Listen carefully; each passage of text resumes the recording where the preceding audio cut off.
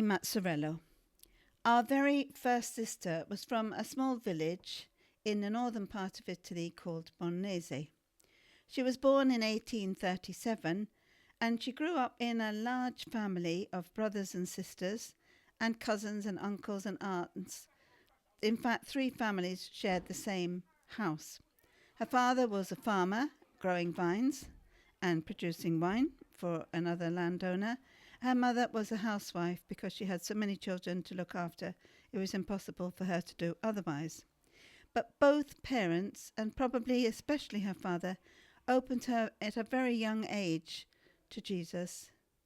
It's said that when she was born, her mother took her to the window and held her up, facing the parish church, which was on the other side of the valley, and said, "Jesus, this is Maine." And then she talked to the baby saying, "Maine, this is Jesus."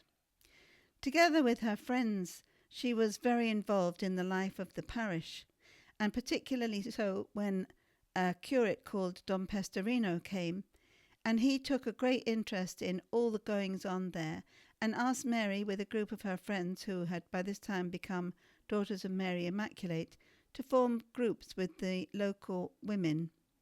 And they shared with her some of the writings of Teresa of Avila and listened to what they had to say about the problems that they had with their children.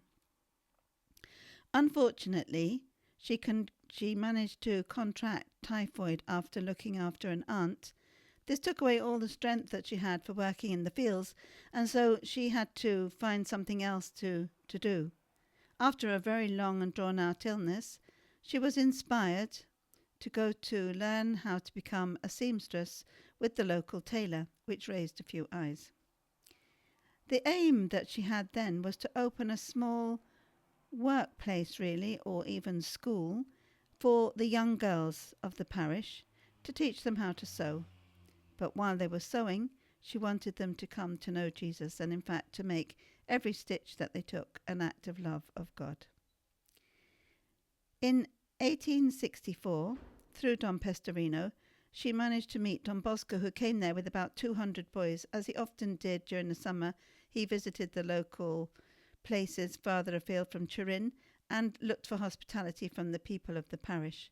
He was very impressed by her and by what she was doing, for by now some girls were also staying as boarders in the little place that she was renting. To cut a long story short, it was to her that Don Bosco turned to become the first daughter of Mary, Help of Christians.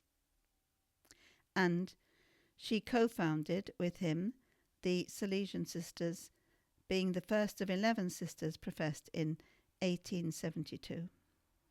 So on this first day of the Novena, for vocations, we pray for those who are called to serve in the parish in various ministries, helping others to come close to Jesus through this very special service.